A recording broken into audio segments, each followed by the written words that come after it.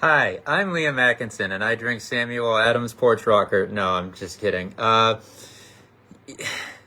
Yes, I have opted to launch this episode in somewhat early fashion, as there is some jubilee going on right now. I certainly am wearing this Yankee Suck shirt for a reason. As things are looking good in Boston baseball. But I there is also a bit of a somber atmosphere to this episode this week. For those who are local and involved in the community of the sport in the greater Lawrence region or in southern New Hampshire or any other nearby communities, you probably know by now that within the past week, hold on just a moment, we unfortunately bid farewell in just the saddest way possible to Methuen-Tewksbury Red Rangers girls hockey coach Dave O'Hearn. I will be reading directly from his obituary published on the landing page for Cottadella Funeral Home on Pleasant Valley Street in Methuen to encapsulate his very decorated career. Let's see. David T. O'Hearn, a beloved father, son, brother, partner, coach, counselor, and friend, sadly passed away at the age of 48 on Tuesday, July 29th, 2025, surrounded by his devoted family after the most courageous year-long battle with pancreatic cancer. Born and raised in Methuen, David was a lifelong member of the community he cherished so deeply. David was born on February 2nd, 1977, to David O'Hearn and Paula J. O'Hearn Need They Pray. David's roots ran deep in Methuen, where he developed a love for connection, sport, and service that would shape every chapter of his life. He graduated from Methuen High School class of 1995, where he left behind an early legacy of sportsmanship, leadership, loyalty, and traits that would continue to define him. Throughout high school, he was a 4-year member of the men's varsity hockey team, where he became a key player, earning many accolades, including being chosen for All-Conference several times, making it to the Division I Final Four his freshman year, and eventually becoming captain. David continues to hold the record for most games played for men's hockey at high school, and in 2018, his talents were further recognized as he was inducted into the Methuen High Athletic Hall of Fame. After high school, David attended Winchendon School and was a member of the men's hockey team from 95 to 96, in which their team won the division title. David carved out his next path at Elmira College, where he earned his undergraduate degree in 2000.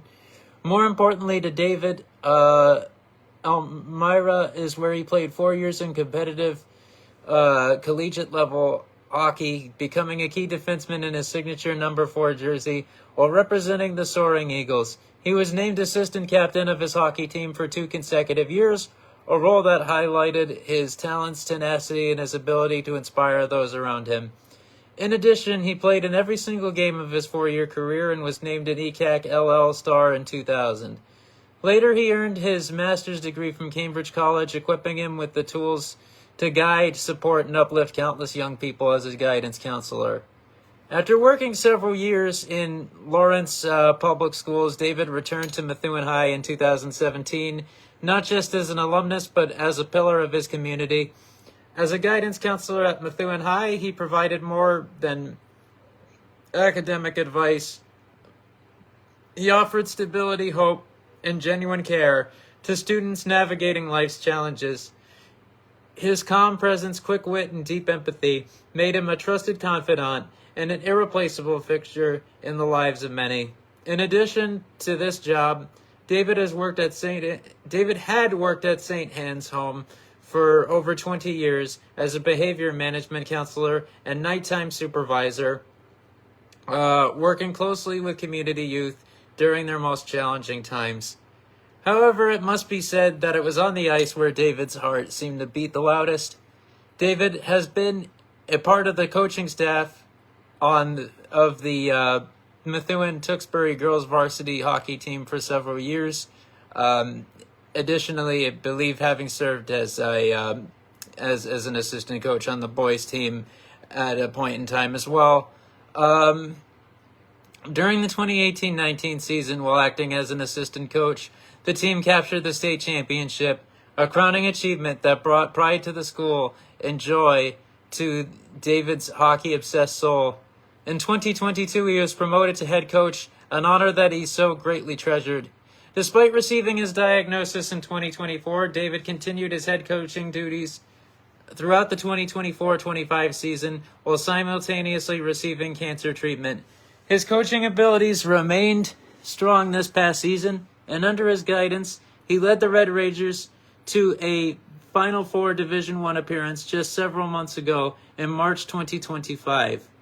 A remarkable achievement, by the way, considering how short the bench was on that team. Is definitely a far cry from previous years where they had a number of players that were healthy scratches on given nights. Like, there'd be at least a few, whereas that was not an option this year due to a lack of bodies, and also I believe there were no Tewksbury talents on this past incarnation of the team. Really just a remarkable story to go off script for a moment, but continuing, under David, countless young women found not only athletic success, but also resilience, teamwork, and confidence that carried into their lives beyond the rink. In addition to these successes, David was honored as the 2024-25 Division I MVC DCL Coach of the Year and Boston Globe Girls Ice Hockey Division I Coach of the Year. Just a moment. Okay. I think we're good. Yes. Okay. Despite all of his successes, David never sought recognition. His motivation came from seeing his players grow, struggle, and rise together. Behind every drill and strategy was a man who believed that sport could build character, and it did. David's love for life extended far beyond the ice in the classroom. He was wildly funny with a gift for timing, storytelling, and humor that could light up any room. He treasured many trips with his family throughout his lifetime, including to Disney and especially to the family homestead in Vermont. At home, he was often fond of playing video games, an enthusiast through and through, and enjoying the quiet companionship of his beloved dogs, whose loyalty and affection mirrored his own. One of his most enduring traditions was his love for a burgundy pie from Man's Orchard, in which he needed to have every year on Thanksgiving, Christmas, and his birthday. This simple act reflected his love for the familiar, the local, and the delicious, a reminder that joy could be found in the smallest gestures and most cherished places. Despite all these accomplishments, David's proudest role was that of being a father, a true girl dad to his three precious daughters. With them, he formed an unwavering bond, and he became their rock, providing stability and love. He even learned to master a ponytail. He worked endlessly to make sure his three daughters got to participate in many different sports, of which he was always their number one supporter. From waking up early in the morning to drive his girls to soccer games, to staying up late for dance and gymnastics practices, he was always there despite working 2 to 3 jobs. Even though it became increasingly difficult for David to attend events in person, he was always there in spirit, either watching their soccer games on live streams or calling to ask for an update throughout the game. He was the proudest dad, making sure to let everyone know of all the great achievements of his girls. He was the beloved father to Madeline, Riley, and Kendall, loving significant other to Rachel Feldman, dear son of Paula O'Hearn, older brother to Ryan O'Hearn and Megan Conway, and her loving husband, Jeff Conway, former spouse of Rebecca O'Hearn, longtime brother-in-law to Melinda O'Hearn, and fun-loving uncle, cousin, and nephew to countless nieces, nephews, cousins, aunts, and uncles. He is predeceased by his father, David O'Hearn, grandparents Colette and Wilfred Debray, and Edith O'Hearn. David's legacy is woven into every classroom he stepped into, every ice rink he paced, every heart he lifted. He was a man who built others up, who knew when to push and when to listen, who saw potential and made it flourish. His loss leaves a profound void, but his influence remains, echoing in the laughter he inspired, the lessons he taught, and the lives he changed. In lieu of flowers, donations may be made in David's memory to PanCan Action Network on the link provided, pancan.org. I will be following this episode up with another post on this topic to where to allow people to have easy access to that. In any event, let me finish here. For those who are local, these are the service details per Cottadilla. Visiting hours will be held on Wednesday, August 6, 2025, from 4 p.m. to 8 p.m. at Cottadilla Funeral Home. The address is 126 Pleasant Valley Street, Methuen.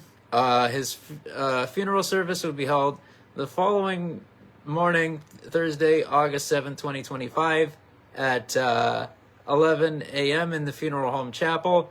The burial was to follow at Elmwood Cemetery. I know so many people who were affected by this. It's just an amazing testament to his resilience, that he had that much left in the tank. This has been a difficult couple of years for the Methuen sports community. Perhaps this definitely brings back a lot of memories to what occurred just under a year ago with wrestling coach Bill James, who of course was he just was a massively influential figure in that athletics department, and it was fantastic that he was and a great monument to his legacy that he was inducted into the U.S. Wrestling Hall of Fame posthumously. But yeah, there's just been so many tragedies in recent memory. I can't even begin to enumerate them all. But that said, that concludes the tribute portion of this episode. I would launch into the main body, but Christian has still not tapped in. I'm not sure why that might be, but I'll let him arrive at his own pace before I get too far into this, as I'm most likely going to be overwhelmingly leading the charge again, but he will assuredly have things that he can do to bounce off of me with this one. So it's only right for me to see what's going on, or just wait for his arrival. Hold on just a second.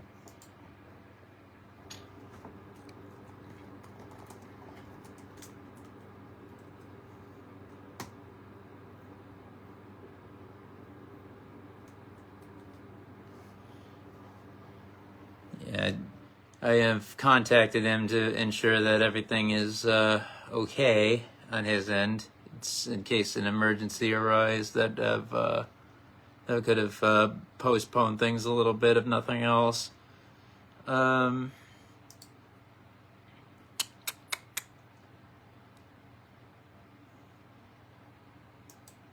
let's see. All right. Well, I'll start moving down the general concept here. And we'll see how far we get. He'll show up when he shows up. This has to be a solo lecture episode. So be it, I guess. Let's see. Where do I want to start with this one? Yeah, so I guess with the subject in question, I will begin with a central, the central individual who will drive the content of this episode the most. Fittingly, so I actually bumped this up in the queue due to the oh, there he is.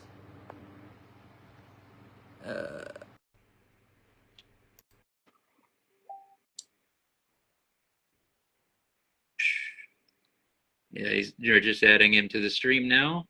Meanwhile, let me just make sure students fail safe. There we go.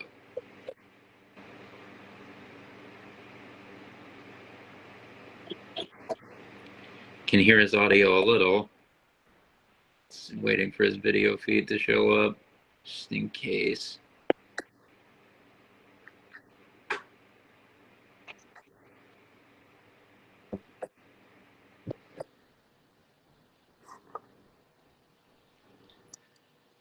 Wow. All right, good enough. Yeah, I can't see you right this second, but I can hear you, so I'll settle for that, I suppose. Yareo. Yeah, your timing wasn't too bad. I basically just wrapped up the tribute to the recently deceased Dave O'Hearn to really set the tone for this episode, which I have bumped up in the queue. I had a different intent for this, which would have still been regionally appropriate, but I wanted to make the subject a bit more specific. Oh, there you are. In light of that news.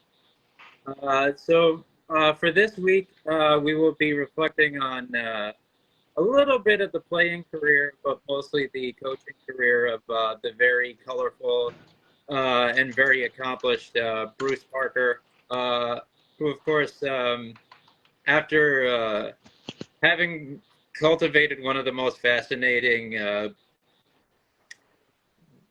coaching resumes in the history of hockey in New England, and as you'll find out shortly, the Northeast even broadly, is still alive today at the ripe old age of 83, turning 84 on December 26th, living up on a nice lakeside cottage in Standish, Maine, I believe. So we'll start things off. From my understanding, Bruce was raised primarily in Wakefield and Reading. His college hockey was played at Bowdoin College from 1959 to 1963. Per one source, he set the program record in his senior year for most goals scored by a defenseman with 15. The following few years, he spent some time playing on the senior hockey circuit in New England, based, I think, exclusively with different Concord-based teams, specifically the Eastern Olympics in the old New England Hockey League,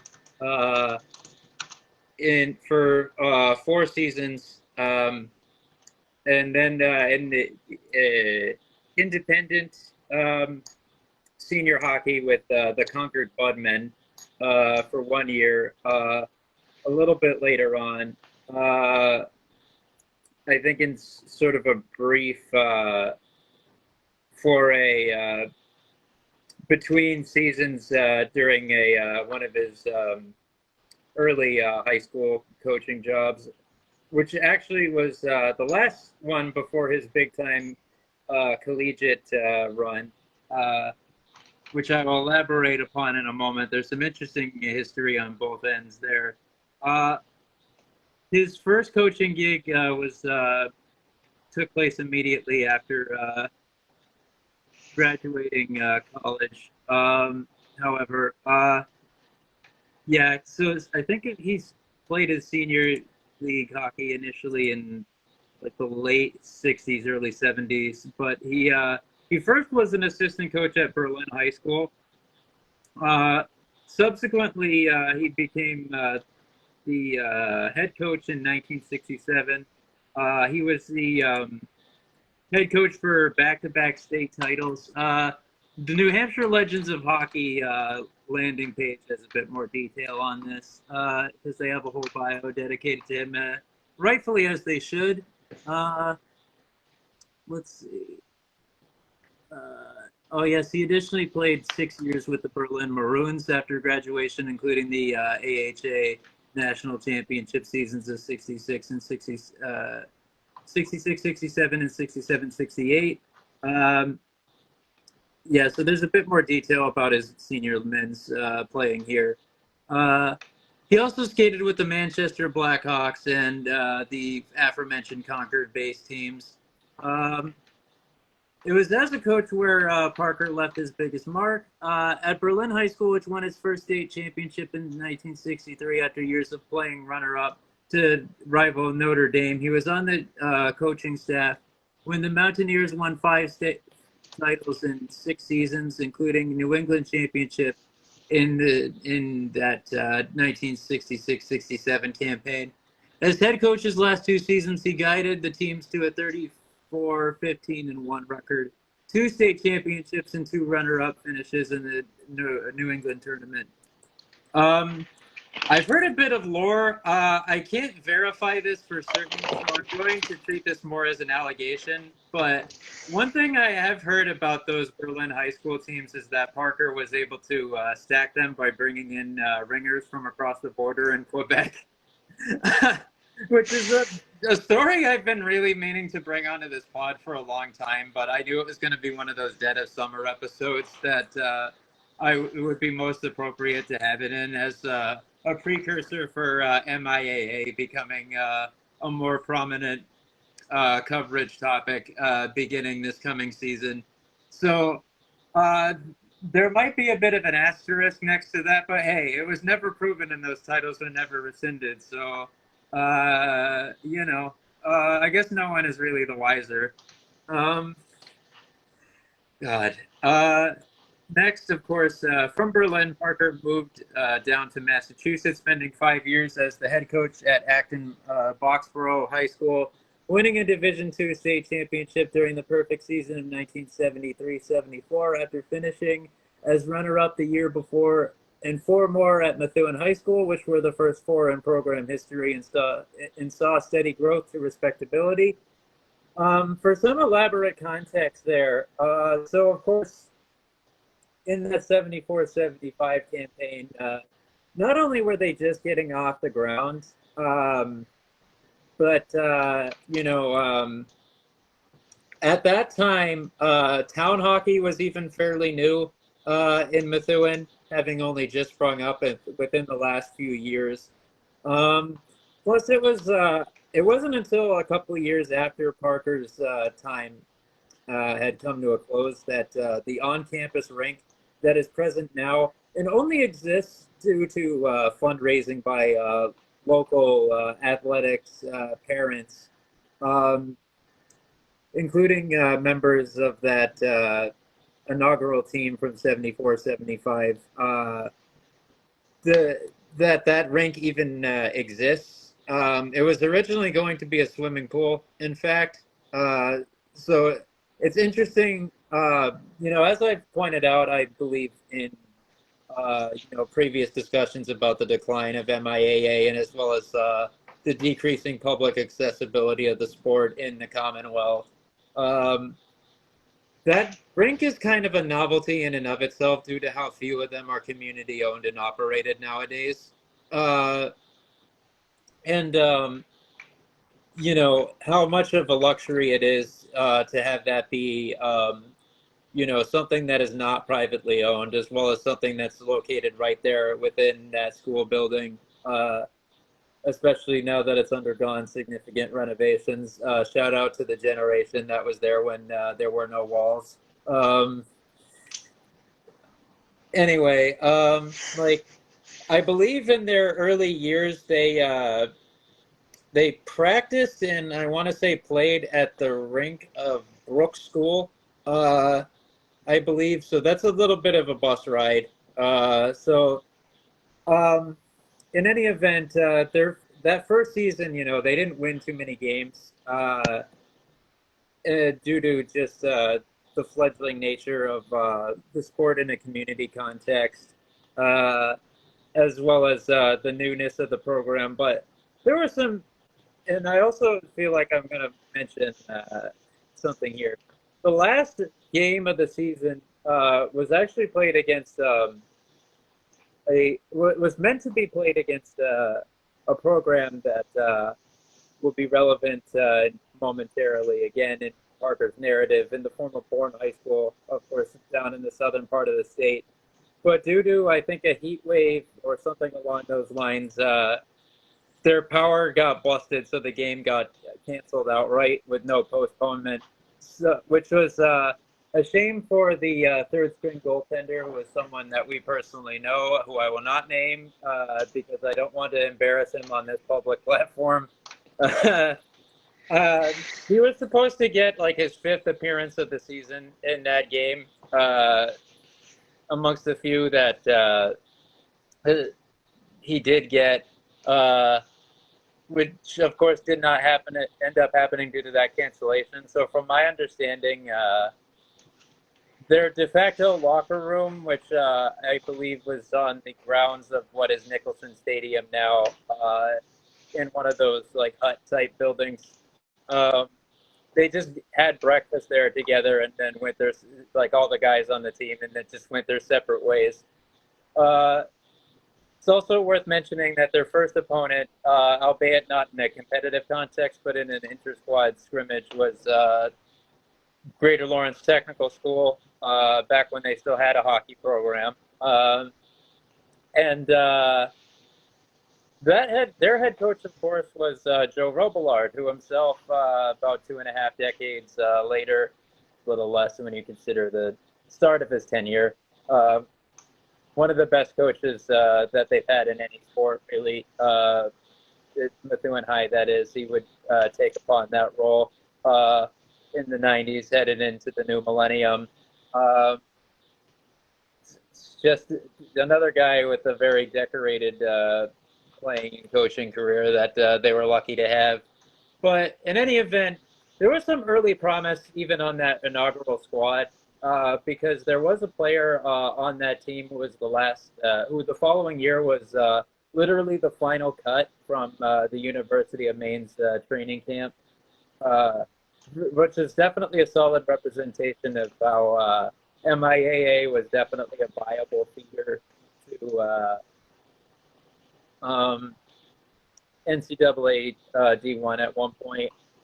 Heck, I mean, even the following generation, of course, Arthur Broadhurst, noteworthy local politician and lawyer since, was going to go directly from MHS to UMass Lowell, were it not for an injury requiring him to change his commitment to Salem State. But yeah, I mean, even in that first season, you saw some promise. And I believe in the ensuing 3 years that Parker was there, they made the state tournament each time. I've gotten that indication from at least one source. I'd have to double check with someone who is a more dedicated follower or accumulator of statistics from the program's history to verify that statement's authenticity. But it's certainly possible, especially considering they continue to wheel out some competitive squads and players and quality talent the next few years. But subsequently, what do we got? Yeah, I think his next job was at Merrimack College. course, in 1979-80, Parker and the Warriors won an ECAC Division II championship, with his record being 176-6 overall. New Hampshire Legends of Hockey notes that 1/3 of those games were played against Division I opponents, and that within that time frame, Merrimack produced 3 NCAA All-Americans, which is pretty darn good. I can get some more detail here, just in case I'm missing anything. Yeah, so in just his first year, Parker led the Warriors to 10-1 record. But of course, they lost in the semifinals of ECAC 2 that year. Let's see. For some more detailed information about that run in 79-80, they ran the gauntlet, as the source describes it, beating UMass Lowell 4-0 in the championship, ultimately to win their 4th ECAC 2 tournament title. They would ultimately make it to the Frozen Four, but they would lose to Elmira 4-1 in that national semifinal matchup. It is worth noting also that Tom Lawler, very much a legend in that program's history, would finish that season as a Division II Hobie Baker finalist. During the 1981-82 season, the NCAA expanded the D2 tournament. Merrimack would go 20-15-1 in the regular season that year and get an at-large bid to the NCAA D2 tournament, making their 3rd appearance. Merrimack would beat Mankato State on aggregate 11-7 in the first round, of course, 2 legs, securing their 3rd Frozen Four appearance. However, they would play regional rivals UMass Lowell and lose 4-3. After that, after the 82-83 campaign, Parker stepped down after posting a record of just 13-20. Not a good, not really having anything to show for that year. Disappointing campaign. He would leave of his own volition. Let's see. After that, Parker's coaching career took a bit of an interesting turn as he relocated to New Jersey.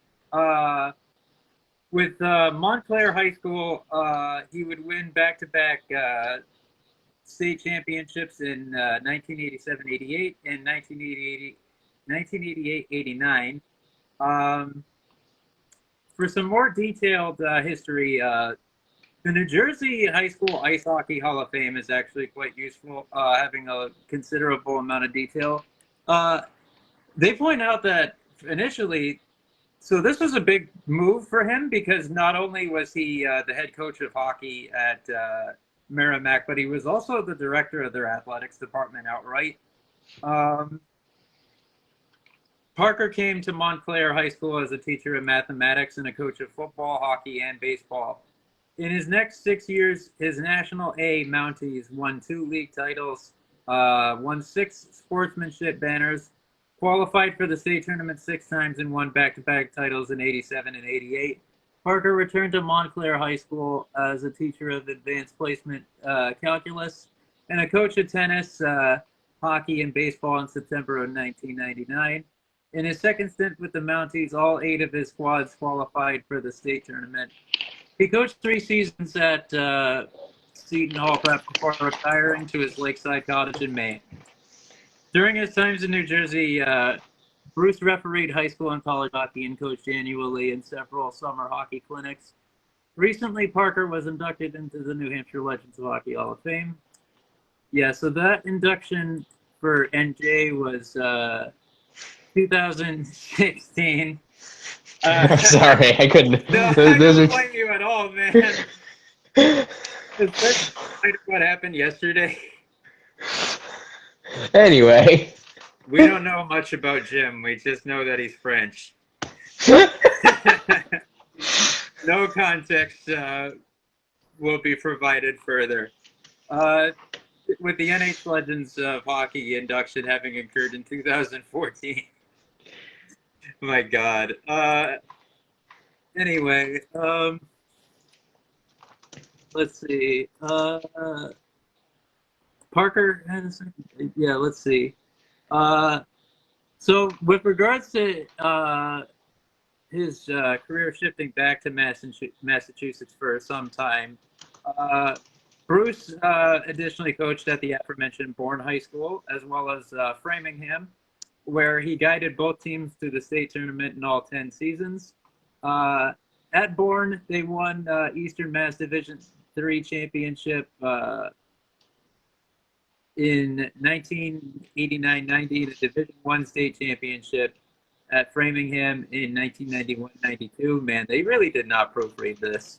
Like, I get what they're saying conceptually perfectly fine, but there are a lot of typos in this. Anyway, let's see.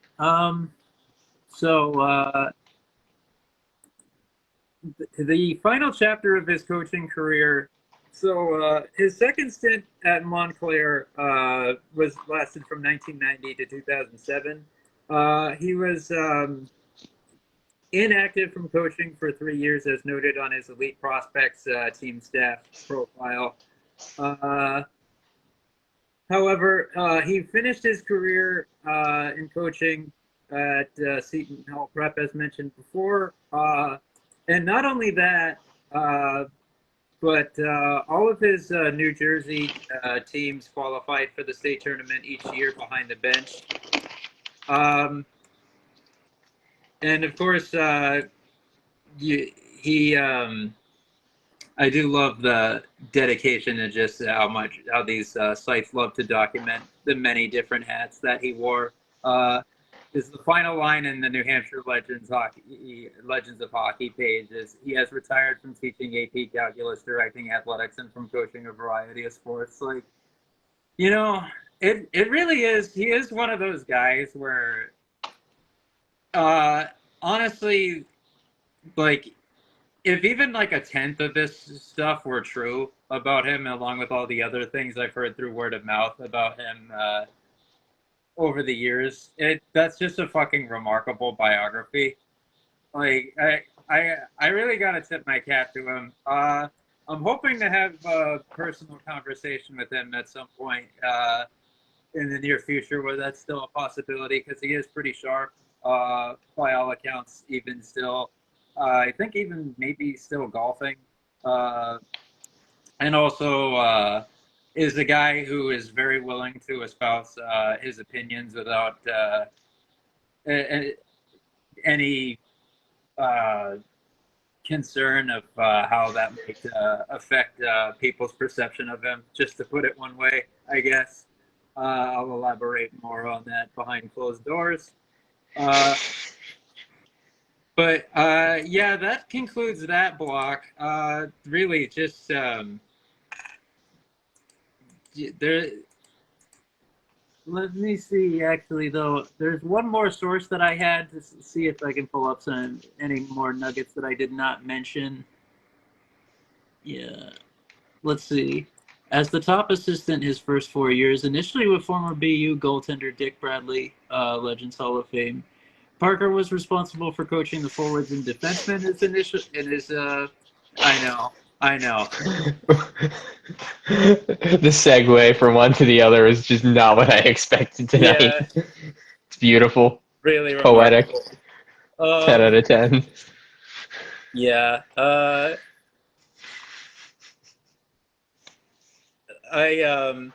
But pertaining to his early years at Berlin High School, Parker was responsible for coaching the forwards and defensemen. They lost to Notre Dame in the championship game in '65, but of course, the next couple of years, totally different story. Albie Brodeur, another member of the Legends of New Hampshire Hockey Hall of Fame, was his top assistant in 67, 68, and 68, 69. Let's see. The 73-74 campaign by Acton Boxborough was actually not only a state championship run, but was a perfect season in which they, finished the job completely untouched. Really pulling that Nauset regional high school-esque run, except even better because there wasn't even a tie to serve as a blemish on their record. No shade to the boys at Nauset who are dedicated followers of us on Instagram, of course. That was a really remarkable campaign you guys pulled off last year. Great redemption season. Let's see. Am I missing anything? What's remarkable is that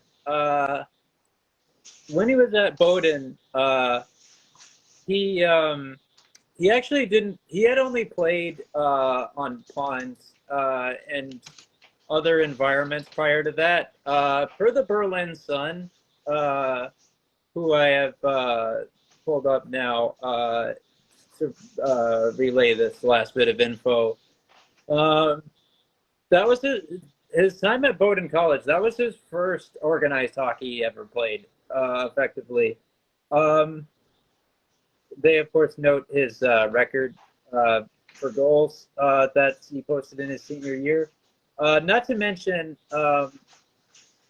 what's interesting is that his defensive partner was a legend in his own right, another member of that New Hampshire Hockey Hall of Fame in the form of Bill Matthews, who went on to be the head coach at St. Paul's School's hockey program. The same program, which of course was home to Hobie Baker himself back in the day. And he was also a rector at SBS as well. Let's see. Am I missing anything here? Yeah, let's see. Parker played for 5 seasons of the Concord Eastern Olympics. Yada yada yada. Playoff champions in 69-70, besting the Nashua Maple Leafs, and Parker was selected as MVP.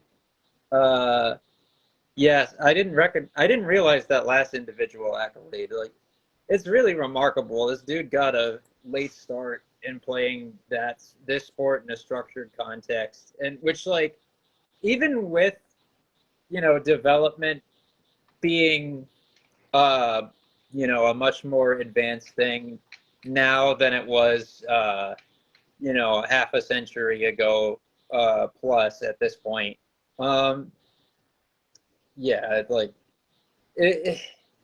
It's really amazing how just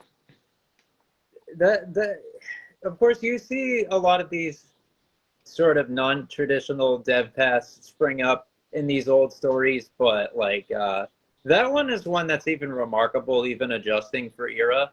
So it's like,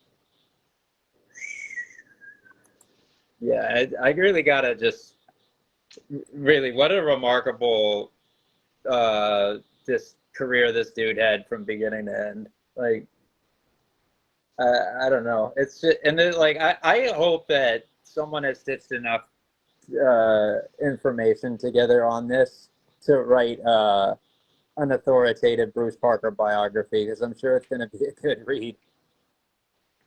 But we'll move on to the next era of MVC history here. I'm going to give a shout out to some of the NHL draft picks that were produced in the generation after Parker's coaching career. Famously, Tom Glavine, most well known for his long tenure with the Atlanta Braves, as well as his shorter one with the New York Mets, had quite a remarkable career at Bill Ricca Memorial High School, which had him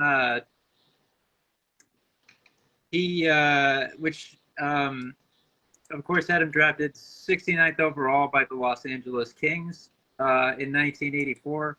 Let me find those. I've seen his stats before. They were like video game numbers, which like really in order for back when guys were still being drafted directly out of Massachusetts high schools, it was like one of those things where if they were going to take a chance on you like that and have like a fair amount of confidence that they were going to give you a contract, uh, you would have had to have just absolutely destroyed that conference for them to have that level of certainty. Let's see. So in his senior year, for just one manifestation, he had both 47 goals and 47 assists across 23 games. It's kind of akin to what like those generational talents were doing in their AAA days, where they would just be fucking putting up like 4 to 5 points a game. Like, my understanding is that he was just a little bit more confident about his future in baseball, even though he had been a better hockey player to that point. There's a bit more detail on that. Let's see, in an article published by CBS, I think. Let's see. Yeah, of course, he did play one game in the Coast back in the 09-10 season. Yeah. I was waiting to see if that was going to get mentioned, only because I know Wikipedia notably omits the fact that he did play at least one shift of professional hockey. Yeah. And to top it off, it was after he had already hung up the cleats by like a few years at that. Let's see. I love completely random. The only reason I know that is my dad won in an office auction sometime like 20 years ago a signed Tom Glavine baseball, having really no understanding of what baseball was. Like, you've met my dad. His question to baseball was, "What's that?" And he just had this signed Tom Glavine baseball just sitting around for years, which led to the research of, oh shit, this guy played hockey. Yeah. Let's see. Let's see. Growing up in Massachusetts, Glavine was more than a pitcher. He was an NHL prospect too. Taken in the fourth round by the LA Kings in 1984, 69th overall, Glavine could have had a future in hockey if baseball hadn't gotten in the way. But once Glavine hung up the cleats, he signed up for one day. Let's see. Who knows? Yada yada yada. Yeah, like. He was drafted 2 rounds ahead of Brett Hull and Luke Robitaille, as mentioned in that article, and as I've known. Along with, and what was really one of the most impressive draft classes ever. There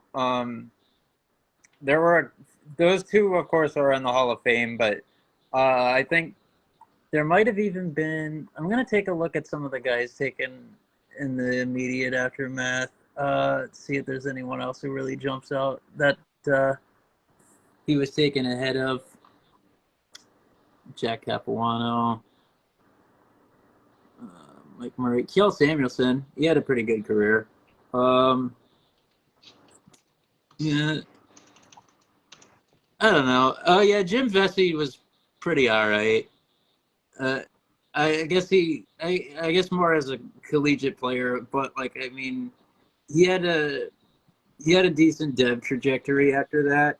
Didn't really pan out. Of course, busted in the NHL, but I mean, Yuri Herdina, 3-time Stanley Cup champion, he was drafted ahead of him. Don Sweeney, all-star who played over 1,000 games in the NHL. Gary Suter, all NHL selection at least once. Paul Cavallini, all-star.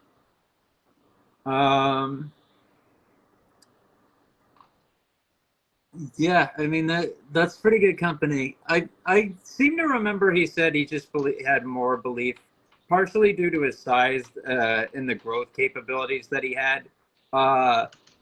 in his baseball career, even though he was better at hockey in his high school years. Um, and plus, I mean, the Braves were offering him more money up front, and we're going to be able to make him more money throughout his career as well, which definitely came to pass considering how long he was a pitcher for. Than he would have made in the NHL with its smaller salaries, even though that was pre-cap. Um, it's like I think he definitely made the right decision for himself. I think it's a decision that aged better than if he had taken the alternative path. But it is cool because I mean, for another example, incidentally, on the other side of what's a pretty big regional rivalry, in that same generation, in that same micro generation for that matter, you of course had Tewksbury Redmen defenseman Russ Mann, who was born in Methuen, Massachusetts, actually, and serves as the only player drafted by an NHL team that had been born there, as I've documented on our socials before. It is possible that we might have some direct contact with Russ at some point. We are going to. I'm not going to say to drop the bombshell that we've already had.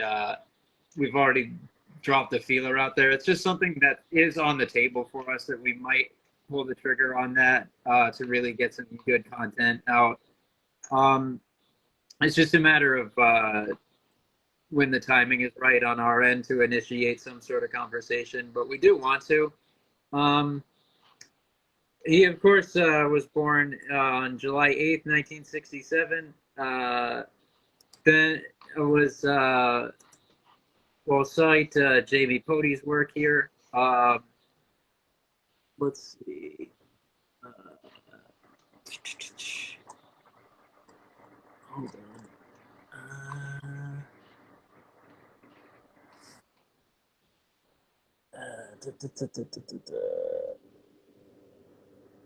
Russ. Okay. Yeah, there we go. My first line is going to consist of Colin Ahern with Dave Wilkie and Ed Hill on the forward line with Russ Mann and Greg Wilkie on defense, and Ed Walsh as the goalie. That's another local legend. Let's see. Mann was a two-time All-Conference selection, the Lowell Sun Player of the Year, a Boston Globe and Herald All-Scholastic, and the Hockey Night and Boston Division II Player of the Year as a senior. He went on to play at St. Lawrence University, helping the team make 3 NCAA appearances and reaching the finals once and winning 2 ECAC championship titles.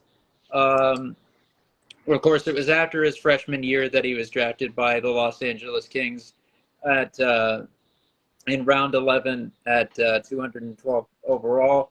Though, given how entrenched their scouts had to have been in the region to have taken the swing on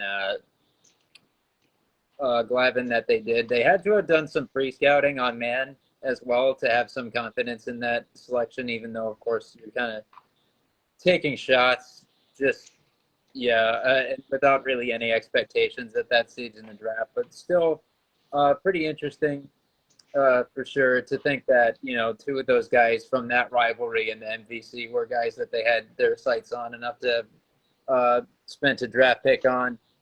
You know who was one of the assistant coaches on one of those St. Lawrence teams? Who? Pierre McGuire. Oh, shit.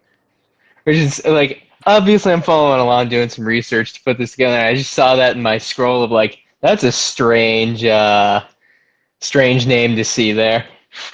Yeah, that is weird. Yeah, but year by year, Russ' individual stats. After that freshman year that got him drafted, he had 3 goals and 4 assists in 31 games. Then it was 2 goals and 14 assists in 34 games as a sophomore. 87, 88 is junior year, 6 goals, 9 assists in 38 games, along with 50 PIMs, which was his peak. He had his next highest total was 44 as both a freshman and senior, with a low of 30 in his sophomore year. Then it was 7 goals and 12 assists to end his collegiate career. You know, a respectable offensive curve increasing. But definitely, like, not his only strength, obviously, but like a decline in like the offensive productivity that made him a standout in his high school years. But I mean, it makes sense considering that competition jump. Like, he was good enough to be a mainstay on a competitive team that was definitely among a crop of respectable ones nationwide, if not good enough to, not quite dominant enough to, really put up gaudy stats in, that collegiate context after having done some really, really remarkable shit at the high school level.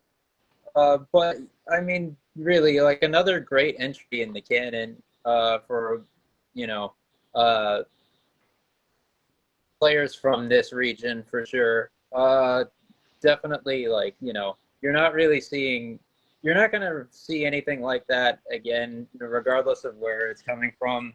Uh, we had, Bob Carpenter, another MIAA guy from Essex County up at,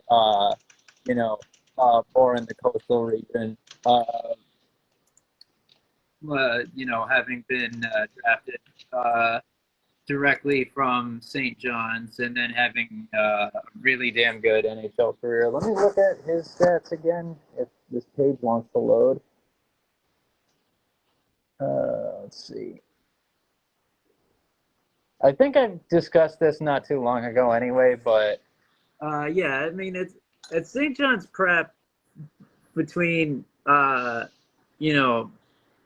78 and 81, Carpenter was just like a fucking madman. We're talking over 2 PPG every year. So from, his first season there, like he had, let's see, 54 points in 23 games, 65 in 33. So just shy of 2. But both the years he was like, just below that rate. And then it was fucking 47 points in 18 games, missing some time with injury. I think also playing at the World Juniors, which is fucking ridiculous. Can you imagine a kid from St. John's Prep being selected for the BSHC now? That'd be fucking hilarious. He was damn good there as well. 9 points in 5 games. Not dominant, but good. It's like a respectable mark.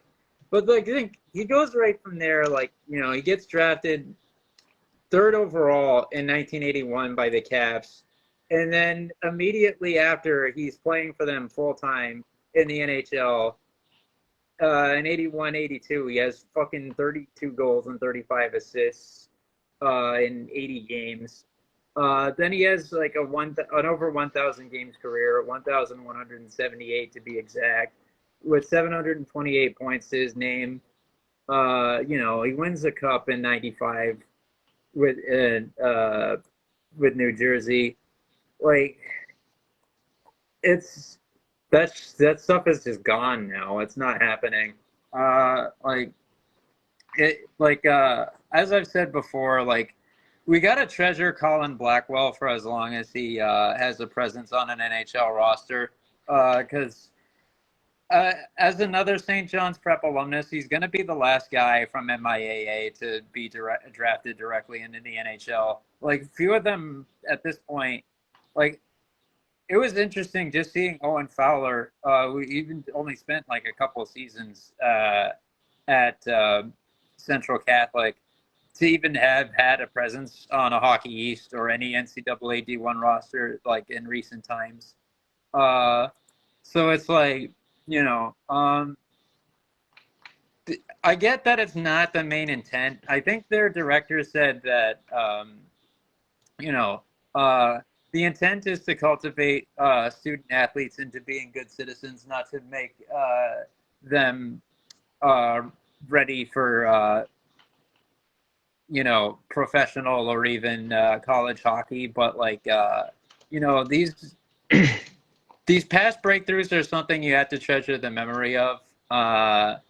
And then whatever breakthroughs there are in any form now, you have to covet. But like, I'm glad that it's just there and that it's still high quality competition, even if it's not something that's heavily recruited.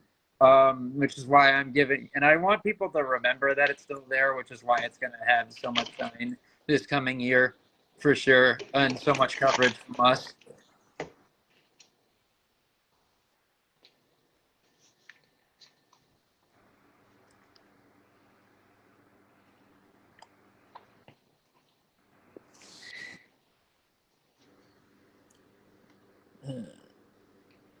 Apologies for me not picking up a baton there. I'm just doing a little bit of research for my big finish this week as I reflect on a Hockey East team from 10 years ago to compare them to a Hockey East team of this coming year.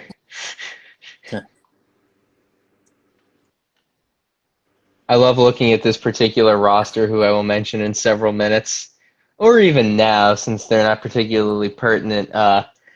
I take so much joy looking at the 2015 Providence College Friars roster and just appreciating how they are definitely one of the most uniquely mediocre groups of players I've ever seen win. Like, the thought that the leading scorer from that team is an Irish American kid, like dual citizen, who's playing professionally for Asiago in the Italian Pro League at this point, really just perfectly encapsulates how insane it was that that team got on the run they did and ended up knocking off the Jack Eichel Terriers for that national championship. Oh yeah. Like, when you talk about the big NHL guys from that roster being Nola Chari, Mark Jankowski, Brandon Tanev, and Jake Wallman, and you speak to the fact that this group won a national championship, it's fucking mind-boggling. Yep. I think a few guys from that team are also dead, if I'm not mistaken. Like I it's just like layers upon layers of like ragtag plus like a small splash of like 1994 San Diego Chargers energy. Except they won the last game of the season. Yeah, I think it is really kind of strange to think about it, though, as we're in the middle of the year, in the middle of the off season. Pardon me. I do feel like history did kind of repeat itself in a cyclical manner, because 10 years later, um, I think it is fairly reasonable to consider that, with the changes to the college hockey landscape and how it pertains to, the NHL after a decade, like, I do feel like the 24-25 Western Michigan team still has that similar vibe where, like, yeah, Alex Bump, solid player, Yeah. really good goalie in Slakinski, but, like, I feel like there's a nice little analog between the 14-15 Friars and the 24-25 Broncos. 100%. Um, hey, you know, you do get to see a current day MIAA NHL alumnus suit up at the Garden for when you attend your one Bruins game in the form of their home matchup against Anaheim this coming season. That Chris Kreider's donning that jersey. Yeah, I'm I'm really interested to see him in the orange and black and gold.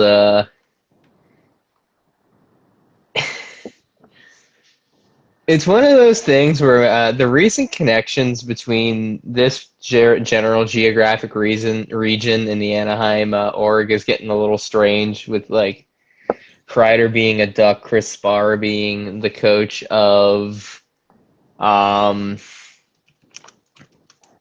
the Fleet. And to really, and I'm not effectively tying this back to Anaheim here, probably as well as I possibly could, and I'm looking to get a mileage reading on this to see if maybe I'm full of shit and I am gonna tie this off fairly well. I mean, after like the Chris Spar thing, and then seeing Mike Shinoda in a Boston Fleet jersey last night really is bringing that bizarre California to Merrimack Valley connection a little bit too real. Similar vibes to our discussion about numerology yesterday.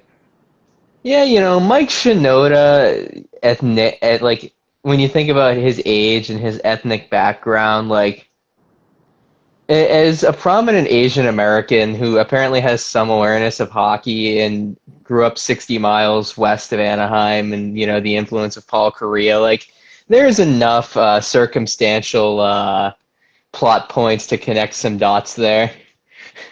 Oh, they're both of Japanese descent, to be specific. Even That is true, and I know that Paul's. I think it was Steve that played. The youngest brother played in the Asia Super League for, I want to say, the Ice Bucks. I I keep adjusting either my body positioning or my camera positioning, so just the word. I know it's reversed anyways, but I can't bear to just have the word Yankees be visible on my end, so I'm making sure the suck can be seen as well. I just thought I'd share that for one last bit of Massachusetts flavor. Mm, Yes, it does taste like Boston cream. I don't know. See, I always thought that Massachusetts tasted like gravel. Shout out to my boy T West and his old monologues about fucking nothing more Boston than chewing on gravel. I wish there was more intellect behind that, but there isn't. What? Does New Hampshire taste like granite? You know, I don't know why that just evoked the image of SpongeBob licking like granite and then riding a rock around like Concord. Got to lick the marble. Yeah. Maybe, maybe he rode that rock to bring in ringers from Quebec to round out the Berlin high school hockey roster.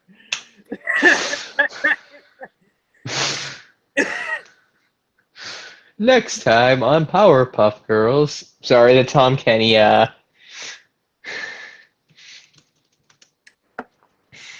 lost my train of thought. Insert Dream Theater reference here. I I had like another dumb thing to say before we actually move into the big finish, but it's escaping me at this moment. It's I will still say I'm really glad on that Hail Mary I threw up with the Puff Girls tie-in for Tom Kenny that I didn't fucking mix him up with good old fuck Steve Blum. Because realistically, if you threw a dart at a wall between every cartoon ever made, Steve Blum or Tom Kenny have probably voice acted in probably more than 90% of them, and I sometimes fucking get them mixed up. Not for their voices sounding alike, because they don't sound anything alike. It's just you oh I guess one guy's on a project. oh to talk about gravel uh, made me think of our commentary about the Wes Scantlin-esque behavior of the character basis for Jim doing the worm on pavement without a shirt on I during want you to the game. Go ahead. For some reason, because of something I think I said on either a much earlier episode of this or something I said off camera, I thought that was going to go back to Steamy Ray Vaughan. We didn't. I don't think we ever talked about that on an episode. I think that was just a common topic yesterday, uh, during and before that game, or really a practice, more like. So sometimes my incredibly out of pocket and disturbing takes kind of bleed into one another, and I don't know what's been said where.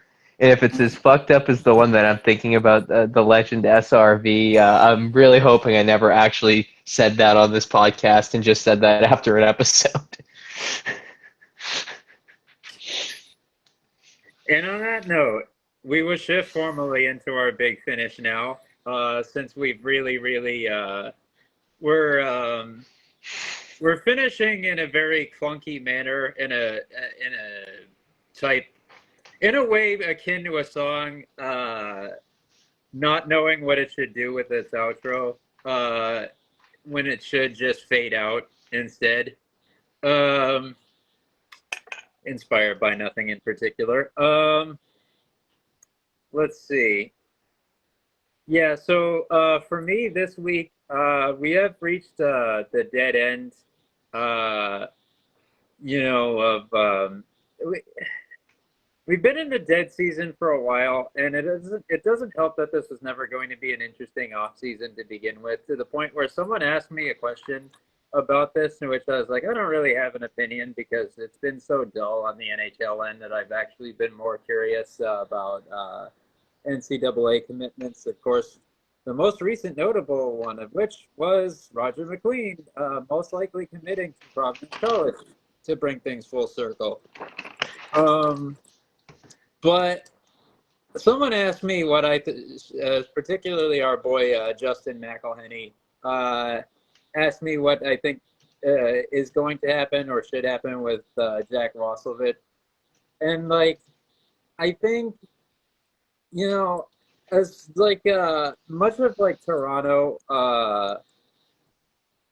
being a front runner makes sense and doesn't surprise me at all.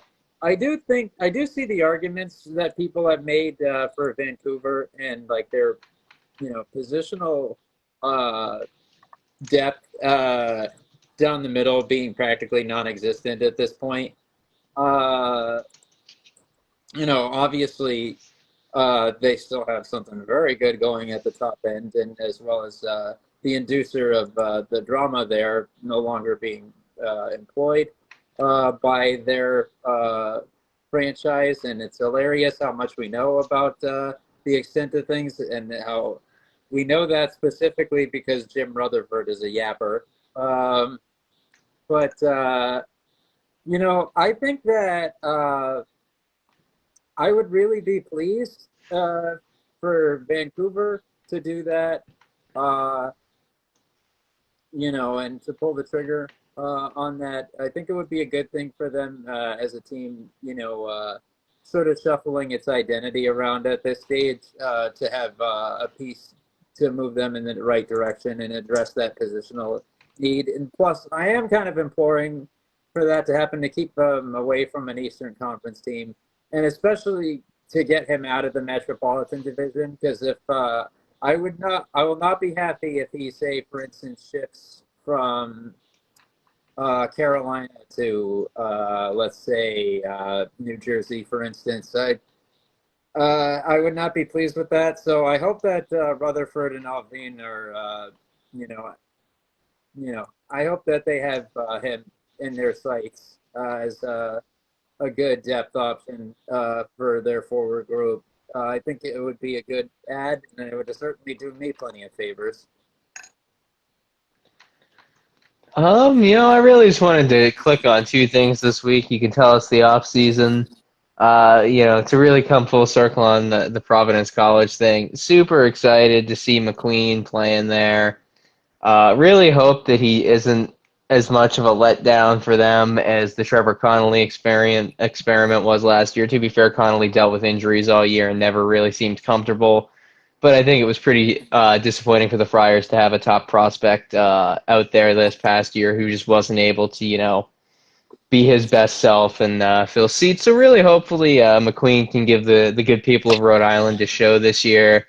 The other thing I wanted to touch on, just because we've already brought that up, is really just want to bring this up just so it doesn't get forgotten, because it's probably not something anybody in the hockey world's following. Yutaka Fukufuji has signed for another year with the Nikko Ice Bucks, so he will be continuing his professional hockey career at the age of 43 next season. Manchester Monarchs, I wouldn't use the term legend, but, he did play very, very well in all 6 games I think he appeared in for them, Yeah. as opposed to his 4 games in the NHL, but that was not his fault. Just really just want to appreciate the fact that the first Japanese born and developed player to make it to the show is still continuing his career overseas in his home country. You kind of activated something in my brain here. I think, speaking of that team from last year, to keep this WHL relevant, is Sota Isagai was on the Nikko team last year. Yep. Yeah. Yeah, you were just had me thinking about whether or not Kenta had received an offer yet. I know, like, we had another dev camp invite, and like his representation has been working hard to get him something, but nothing official yet. Oh well. Oh yeah. Yeah. So, another one is in the books with more of a historical slant, of course, touched upon plenty of current and more contemporary events as well. Finding gems. Not an easy note to start on this week, of course. But, we got something good out of it anyway.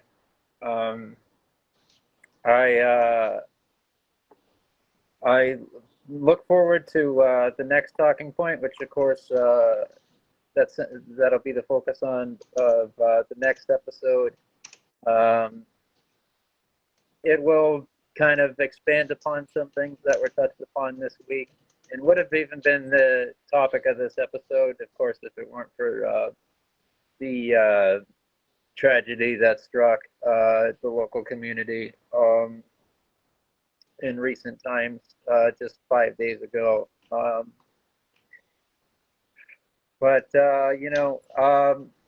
Thank you to everybody, who continues to engage with this product. The written content will, which of course will be relevant to people's interests in this general regard, in sort of an educational manner, will be returning very soon. I've been working on getting it launched again, and I intend upon it being, there also being some things that's brought out of that are related, but kind of coming at it from a different angle as well. I also want to thank people who've been invested in those, the prospect articles as well for different reasons. Just really appreciative, of course, to Terry, your hockey blog, especially for the promotion they provided us on the profile for their recruit, James Gansselbury. It was a good bit of dialogue we engaged in,